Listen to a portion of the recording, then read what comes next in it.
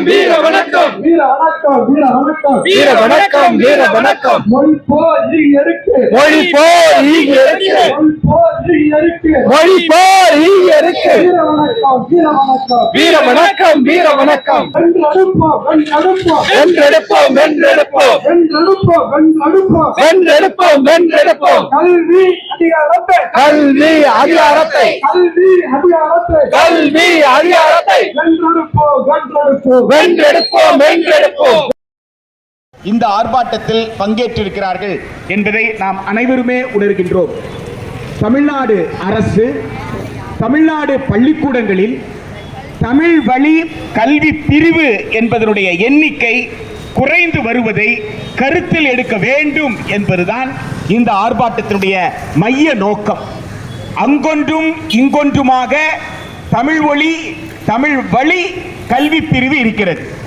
மற்றபடி தமிழ் ஒரு மொழியாக பெரும்பகுதி பள்ளிகளே இருக்கிறது. சட்டம் எல்லா பள்ளிக்கும் என்று சொன்னாலும் ஏற்கனவே சுட்டிக்காட்டியதை போல் சில பள்ளிகள் உயர்நீதிமன்றத்தை அணுகியும் உத்தரவுகள் பெற்றும் அதன் வழியில் அவர்கள் அவங்களுடைய தாய்மொழியில் தேர்வு எழுதிக் கொள்ள அனுமதிக்கக்கூடிய சூழலும் தமிழ்நாட்டில் நீடிக்கிறது.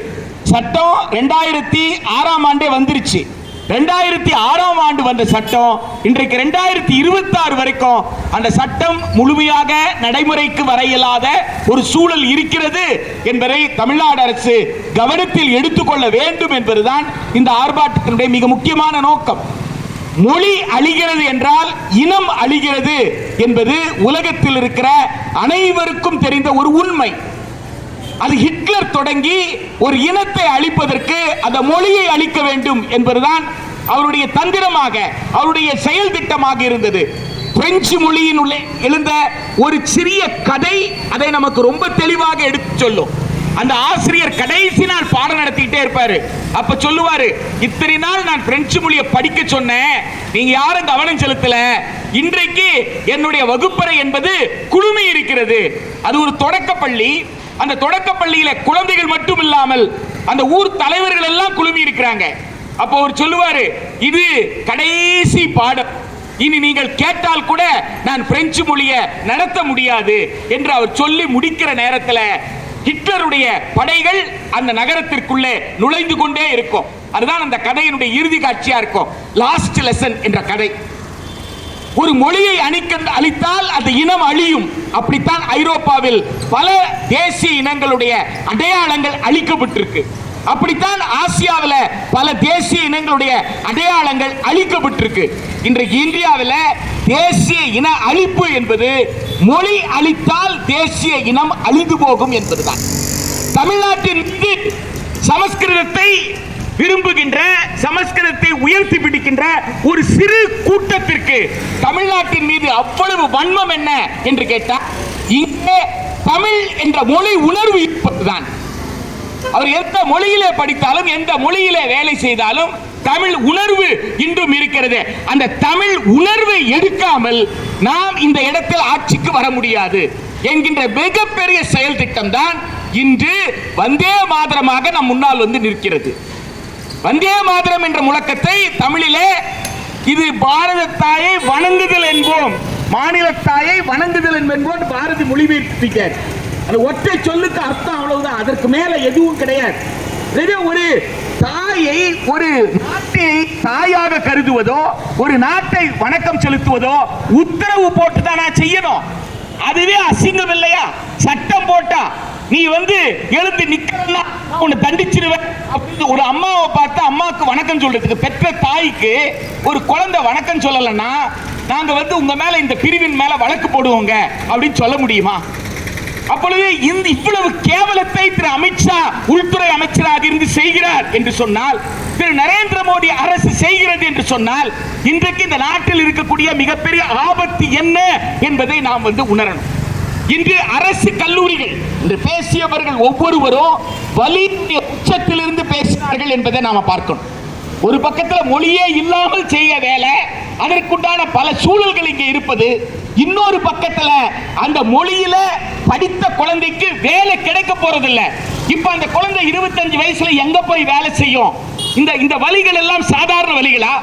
இந்த வழிகள் தான். இது யாருடைய வழி? உழைக்கின்ற வர்க்கத்துடைய வழி. இங்கே இருப்பவர்கள் தங்களை பேராசிரியர்கள் என்று கலந்து, பேராசிரியர் திருமாவளவன் பேர் இந்த நோட்டீஸ்லயே இல்ல, அவர் இங்க வந்து உட்கார்ந்து இருக்கிறார். இந்த ஆர்ப்பாட்டத்தோட நோக்கம் இது தொழிலாளி வர்க்கமாக இங்கே கூடியிருக்கிறோம் என்பதுதான். தமிழ் மொழியே தொழிலாளி வர்க்கத்தின் மொழி, உழைக்கின்ற வர்க்கத்தின் மொழி. அதனால தான் இந்த மொழியில ஒரு சொல்லுக்கு, ஒரு பொருளுக்கு பல சொற்கள் உண்டு, பல பெயர்கள் உண்டு. உங்களுக்கு குதிரைக்கு பல பெயர் இருக்கு, யானைக்கு பல பெயர் இருக்கு. காரணம் என்ன? எந்தெந்த உழைக்கின்ற மக்கள் அந்த பொருளை அல்லது அந்த உயிரினத்தை எப்படி உணர்ந்தார்களோ, எப்படி அவர்கள் பயன்பாட்டிற்கு பட்டதோ அதன்படி அதற்கு பெயர் வைத்தார்கள். அப்படி உழைக்கின்ற மக்களால் உருவாக்கப்பட்ட மொழிதான் தமிழ் மொழி. உழைக்கின்ற வர்க்கம் இருக்கும் வரை, தொழிலாளி வர்க்கம் இருக்கும் வரை தமிழ் மொழியை அழிக்க இயலாது என்று சொல்கின்ற ஆர்ப்பாட்டத்தை தான் இந்த ஆர்ப்பாட்டம் தொழிலாளர்கள் ஒழுங்கிணைப்பில் இந்த இடத்துல நடத்திக்கிட்டு. எனவே இது வெறும் மொழி உணர்வு சம்பந்தப்பட்டதல்ல, இது நம்முடைய வாழ்வாதாரம் சம்பந்தப்பட்டது, அடுத்த தலைமுறைக்கான கல்வி சம்பந்தப்பட்டது. நாளைக்கு கல்வி கூடங்கள் இருக்காது அப்படின்றத ஒரு கல்விக் கொள்கையாக உலகத்துல எந்த அரசாவது எழுதி வைக்க முடியுமாங்க? கொஞ்சம் யோசித்து பாருங்க. இந்தியாவில் எத்தனையோ கல்விக் கொள்கைகள் வந்திருக்கு. உலகம் முழுக்க கல்விக் கொள்கைகள் வெள்ளைத்தாள்ல கருப்பு மயில எழுதி வச்சிருக்கிறாங்க.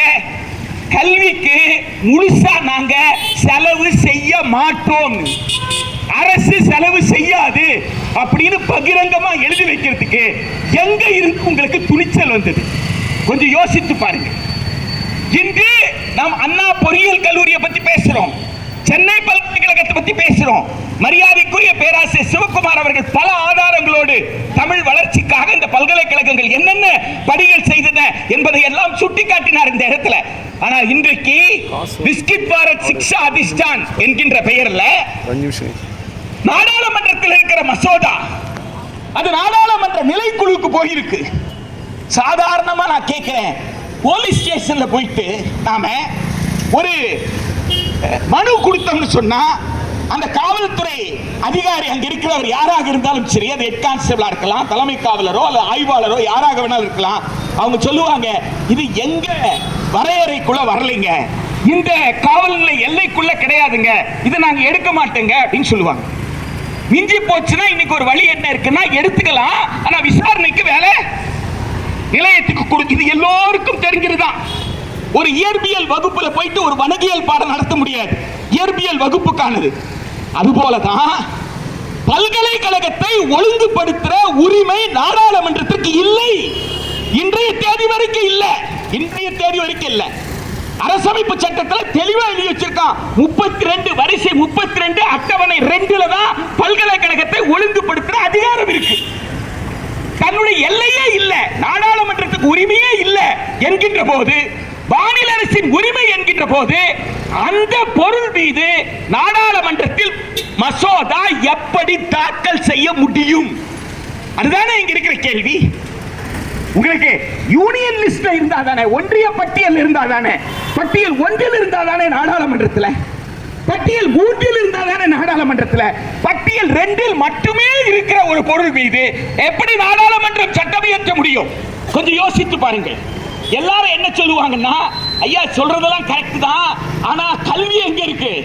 கல்வி என்பது 3வது பட்டியல், ஒபிசிவ் பட்டியல் தான் இருக்கு. அப்போ வந்து உயர்கல்வி சம்பந்தமாக ஒரு மசோதா தாக்கல் பண்றதுல என்ன கஷ்டம் அப்படின்னு சொல்லி என்ன சிக்கல் இருக்குன்னு கேட்பாங்க. ஐயா வரிசை 25 3வது பட்டியலை தயவு கூர்ந்து படிங்க, தயவு கூர்ந்து படிங்க. அதுல தெளிவா எழுதி வச்சிருக்கு, கல்வி, மருத்துவம், தொழில்நுட்பம் எல்லாத்தையும் எழுதிட்டு அதுல என்ன எழுதியிருக்காங்கன்னா subject to entry 66 of list 1 எழுதி வச்சிருக்காங்க. சப்ஜெக்ட் டுனா அந்த வரையறைக்கு உட்பட்டதுன்னு பொருள். எந்த வரையறைக்கு உட்பட்டது? பட்டியல் 1ல வரிசை 66 இருக்கிற வரையறைக்கு உட்பட்டதுன்னு பொருள். அப்போ பட்டியல் 1 வரிசை 66ல என்ன இருக்கு? ஒருங்கிணைப்பு மற்றும் தரத்தை தீர்மானித்தல், டிட்டர்மினேஷன் ஆஃப் ஸ்டாண்டர்ட்ஸ், கோஆர்டினேஷன், இவ்வளவுதான். அப்ப டிட்டர்மினேஷன் ஆஃப் ஸ்டாண்டர்ட்ஸ் கோஆர்டினேஷன் தான் யூஜிசி இருக்கு, அதுதான் யூஜிசியோட வேலை. அப்ப யூஜிசி என்றால் பல்கலைக்கழக மானிய குழு என்று சொன்னாலே மானியத்தை தருவதற்காக இருக்கிற அமைப்பு. ஆனால் இந்த பிஸ்கிட் பாரத் சிக்ஷா அதிஷ்டான் சொல்ற அதுக்கு பேர் வச்சிருக்கான் பாருங்க, தமிழ்ல இருந்து மொழிபெயர்த்தீங்கன்னா அதுக்கு அர்த்தம் என்னன்னா வளர்ந்து விட்ட இந்தியா. வளர்ந்து விட்ட இந்தியா. நீங்க அப்படி போய் சைதாப்பேட்டை பஸ் ஸ்டாண்ட்ல நின்னீங்கன்னா தெரியும், ஏசி பஸ் குளிர் ஊட்டப்பட்ட பேருந்து காலியா போறதும், டீலக்ஸ் வண்டி சொகுசு வண்டி காலியா போகிறதும், அந்த வெள்ளபோர்டு பஸ்ஸுக்காக கூட்டம் வலிச்சு நிக்கிறதும், இதை இங்க இருந்து ஒரு 100 அடி போய் பஸ் ஸ்டாண்ட்ல நின்னீங்கன்னா புரியும். ஆனா இவங்க பேர் என்ன, ஒரு காலத்துல அடல் பிஹாரி வாஜ்பாய் வச்சாரு பாருங்க, ஷைனிங் இந்தியான்னு. Shining India, suffering India. அப்ப ஷைனிங் சொன்ன உடனே எல்லாருக்கும் புரிஞ்சிருச்சா, டேய் இது ஷைனிங் இந்தியா, ஒளிரும் இந்தியா இல்லடா, இது வறுமையிலே வாடும் இந்தியான்னு பதில் சொல்லிட்டோமா. அதுக்காக இன்னைக்கு எப்படி பேர் வச்சிட்டான்னா, சமஸ்கிருதத்துல ஹிந்தியில கலந்து விஸ்கித் பாரத் பேர் வச்சிட்டான். வளர்ந்து விட்ட பாஸ்டன்ஸ்ல, இறந்த காலத்துல வளர்ந்து விட்ட இந்தியாவிற்கான கல்வி கொள்கை. சரி, கல்வி சட்டம், கல்வி ஆணையத்தை உருவாக்கும் சட்டம். இந்த சட்டம் என்ன செய்யும்? 2024 தேர்தல். தேர்தல்ல நமக்கு என்ன கேட்க போறாங்க? வாக்களிக்க போறோம். யாரோ ஒருத்தர் தேர்ந்தெடுக்கிறோம். தேர்ந்தெடுத்து வந்துடுறாங்க. வந்துட்டா அந்த உயர்கல்வி அமைச்சர் இந்த சட்டம் மட்டும் நிறைவேறிடுச்சுன்னா, தேர்தலுக்கு முன்னாடி நிக்கிறவங்க யார் உயர்கல்வி, உங்க கனவு இருக்கும்ல எல்லா எம்எல்ஏக்கும், நான் தான் உயர்கல்வி அமைச்சரா வரப்போறேன்ட்டு வந்தா உனக்கு என்ன அதிகாரம் கொஞ்சம் புரிஞ்சுக்கோ. அப்படியே வந்தீங்கன்னா ரிப்பன் வெட்டிட்டு போலாம். ஆண்டு விழாவில் அது கூட விருப்பப்பட்டா கூப்பிடுவாங்க. ஆண்டு விழால கூப்பிட்டு உட்கார வச்சு கௌரவமா சேர் கொடுப்பாங்க, விருப்பப்பட்டு அவர் சொல்ற மாதிரி. சரியா? அதை தவிர மாநிலத்திற்கு கல்வியை குறித்த முடிவெடுக்கிற எந்த அதிகாரமும் இல்லை. ஒரு ஆபத்து. இது வெறும் ஒரு மொழி உணர்விற்கான ஆர்ப்பாட்டம் அல்ல. இங்க இருக்கக்கூடிய நந்தனம் கல்லூரி, நந்தனத்தில் இருக்கிற அரசு கல்லூரி பேரு தமிழ்நாடு அரசு கல்லூரி, பேரு சென்னை பல்கலைக்கழகம் பெயர் தான். ஆனால் அதை கட்டுப்படுத்த போவது யாருன்னு கேட்டா ஒன்றிய அரசு. இங்க இருக்கிற நந்தனம் கல்லூரிய சென்னை தலைமைச் செயலகம் கட்டுப்படுத்தாது, கட்டுப்படுத்த முடியாது. எனவே தனக்கு அதிகாரமே இல்லாத ஒரு பொருள் மீது நாடாளுமன்றம் அந்த மசோதா தாக்கல் செய்யப்பட்டு அந்த மசோதா நாடாளுமன்ற கூட்டுக்குழுவுக்கு போயிருக்கு. என் கேள்வி என்னன்னா, நாடாளுமன்றமே விவாதிக்க முடியாத ஒரு பொருள் எப்படி கூட்டுக்குழு விவாதிக்கும்? நாடாளுமன்ற கூட்டுக்குழு எப்படி விவாதிக்கும்? உனக்கு அதிகாரமே இல்லையே.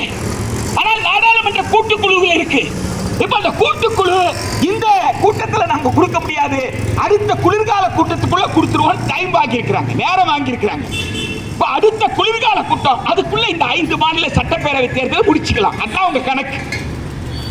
அப்ப அடுத்த குளிர்கால கூட்டத்தொடர்ல இந்த மசோதா சட்டமாக நிறைவேறிவிட்டால் அதற்கு பிறகு ஸ்டேட் ஆஃப் தமிழ்நாடு கிடையாது.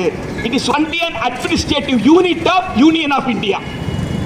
இந்திய அரசாங்கத்துடைய ஒரு நிர்வாக அலகு என்கின்றதை தவிர, கலைஞர் அவர்கள் போராடி பெற்றோம் நம்ம பெருமையா சொல்றோம் இல்லைங்களா, கோட்டையிலே கொடியேற்றும் அதிகாரத்தை முதலமைச்சர்களுக்கே உண்டு என்று கலைஞர் அவர்கள் போராடி பெற்றார்கள் சொல்றமே. தமிழ்நாடு முழுக்க மொழிக்காக, இந்த மாநில கல்விக்காக உயிர் நீத்த தியாகிகள் பலர் இருக்கிறாங்களே. அரங்கநாதர் சுரங்கப்பாதை நம்ம இருக்கிற இடத்துல இருந்து கொஞ்ச தூரத்தில் நடக்கிற தூரத்தில் இருக்கு. இப்படி எத்தனையோ பேர். அந்த தியாகங்கள் எல்லாம் வ.உ.சி. சிந்திய ரத்தம், பகத்சிங் சிந்திய ரத்தம், அத்தனை ரத்தமும் இன்று வீணாக போகுதா என்பதை இந்த ஆர்ப்பாட்டம் கேட்கிறது. எனவே தமிழ்நாட்டில் இருக்கிற அரசியல் இயக்கங்கள், தமிழ்நாட்டில் இருக்கிற அரசு இதை கவனத்தில் எடுத்து மொழி தொடக்க கல்வியில் இருந்து உயர்கல்வி வரைக்கும் தாய் மொழியில படிப்பதற்கான வாய்ப்பும், ஆங்கிலம் தேவைப்படும் வரை ஆங்கிலத்தையும் ஒரு மொழி பாடமாக கற்கின்ற வாய்ப்பையும் கொடுக்கிறது மட்டும்தான் இருமொழி கொள்கை. எந்த மொழியில வேணாலும் படிச்சுக்கொண்டது இருமொழி கொள்கை கிடையாது என்பதை உணரணும். இறுதியாக நிறைவாக ஒன்றை மட்டும் சொல்லி நான் அமர்கிறேன். நீங்க இது தெருவுன்றதுனால கேட்கிறேன், தெருவுல நின்று பேசுறோன்றதுனால கேட்கிறேன். நீங்க எங்க தெருவுல போயிட்டு இருக்கிறவங்க அத்தனை பேர்கிட்ட கேளுங்க, உங்க புள்ள இங்கிலீஷ் மீடியத்துல படிக்கணுமா இல்ல உங்க புள்ள இங்கிலீஷ்ல நல்லா பேசணுமா அப்படின்னு கேட்டு பாருங்க. நான் போய் கேட்ட இடத்துல எல்லாம் குறிப்பாக உழைக்கின்ற மக்கள், பள்ளிக்கூடத்தை முழுசா முடிக்காம கூட இருக்கிற உழைக்கின்ற மக்கள், அவங்க தான் தெளிவா பதில் சொன்னாங்க. உடனே பதில் சொன்னாங்க, என் புள்ள நல்லா எழுதணும், மூணு விஷயம் தான். என் புள்ள என்ன செய்யணும்? இங்கிலீஷ் யாராவது பேசினா புரிஞ்சுக்கணும். என் புள்ள இங்கிலீஷ்ல என்ன செய்யணும்? அவன் கேட்கிற கேள்விக்கு இங்கிலீஷ்ல பதில் சொல்லணும். அப்புறம் என் புள்ள என்ன செய்யணும்? இங்கிலீஷ்ல கடிதம் வந்தா படிக்கிறதோட அந்த கடிதத்துக்கு ஆங்கிலத்திலே அவன் என்ன செய்யணும்? பதில் எழுதணும் இல்லையா? அப்ப உடனே அவங்க கிட்ட கேட்டேன், அப்ப என்னமா செய்யணும்னு கேட்டேன். இது நிறைவேறினா என்ன செய்யணும்? இது நிறைவேறினா ஒரு ஆங்கில ஆசிரியர் கொடுக்கணும்னு சொன்னாங்க. அவங்க ஆங்கில மொழி ஆசிரியர் கொடுக்கணும், அவ்வளவுதானே. அப்ப நான் கேட்டேன், உங்க புள்ள இஸ்ரோல இருக்கக்கூடிய வீர முத்துவேல் உங்களுக்கு தெரியுமா? தென்காசியில் இருக்கிற நர்கீஸ் உங்களுக்கு தெரியுமா? இவங்க எல்லாம் தமிழ் வழியில படிச்சவங்க. மயில்சாமி அண்ணாதுரை தமிழ் வழியில படிச்சவங்க. உங்க புள்ள இஸ்ரோ விஞ்ஞானி ஆகணுமா, இல்ல இங்கிலீஷ்ல படிச்சுட்டு டீ கடையில அல்லது காய்கறி கடையில இங்கிலீஷ்ல பேசி வியாபாரம் செய்யணுமா? அதுக்கு டைலாக் வைக்கணுங்க. புத்தர் தாங்க சொன்னாரு. புத்தர் உரையாடல் வச்சு சொன்னாரு. இந்த கேள்வி கேட்ட உடனே அந்த மக்கள் சொன்னாங்க, ஐயா எந்த வேலைக்கு போனாலும் ஆங்கிலத்தை கேட்கலாம். மின்னஞ்சல் முகவரி எதில் இருக்கு? ஆங்கிலத்தில் இருக்கு இல்லையா? வேற வழி இல்லாம நாங்க என்ன சொல்றோம்? ஆங்கில மொழி என் பிள்ளைக்கு தெரியணும்னு சொல்றோமே தவிர என் புள்ள ஆங்கிலத்துல கணிதம் படிக்கணும் நான் சொல்லவே இல்லைன்னு. ஆங்கிலத்துல அறிவியல் படிக்கணும் நான் சொல்லவே இல்லையே. எனக்கு ஆங்கில மொழி தெரிஞ்சா போருமே. என் புள்ள இஸ்ரோ விஞ்ஞானி ஆகணும் தான் நான் ஆசைப்படுறேன். அப்ப என் புள்ள இஸ்ரோ விஞ்ஞானி ஆகணும்னு சொன்னா அது தாய்மொழி கல்வியில தான் அந்த பிள்ளைக்கு சிந்தனை திறன் வரும் அப்படின்னு சொன்னா, இப்போ அவருடைய காஞ்சியாமதுடைய மகளிடம் கேட்டேன், தமிழ் வழியில படிச்சவங்க, அவங்க கிட்ட கேட்டேன், ஜெர்மன் மொழியில ஸ்காலர்ஷிப் கிடைக்குமே ஆனால், கல்வி உதவித்தொகை எனக்கு கிடைக்குமே ஆனால் ஜெர்மன் மொழியில படிச்சுட்டு அங்க மேல் படிப்பு படிச்சுட்டு இந்தியாவில் பணியாற்ற தயாராக இருக்கிறேன்னு சொல்றாங்க. அது யார் கொடுத்திருக்கிற தெம்பு, யார் கொடுத்திருக்கிற தைரியம்? தமிழ் வழி கல்வி கொடுத்திருக்கிற தைரியம். என்னால் தமிழ் மொழி படிக்க முடிந்ததால் நான் உலகத்தில் எந்த மொழியும் படிக்க முடியும் என்கின்ற அந்த தைரியம் கண் முன்னால் சாட்சியாக ஒரு பெண் இங்க உட்கார்ந்து இருக்கிறாங்க, ஒரு மாணவி இங்க உட்கார்ந்து இருக்கிறாங்க.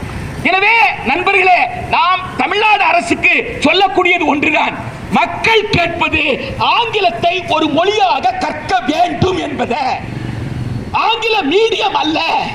என்றைக்காவது நம்ம மாநிலத்துடைய முதன்மை செயலாளர் அவர்கள், கல்வித்துறை முதன்மை செயலாளர் அவர்கள், இயக்குனர் அவர்கள் தெருவில் பள்ளிக்கூடத்தில் பிள்ளைங்க கிட்ட, பெற்றோர்கிட்ட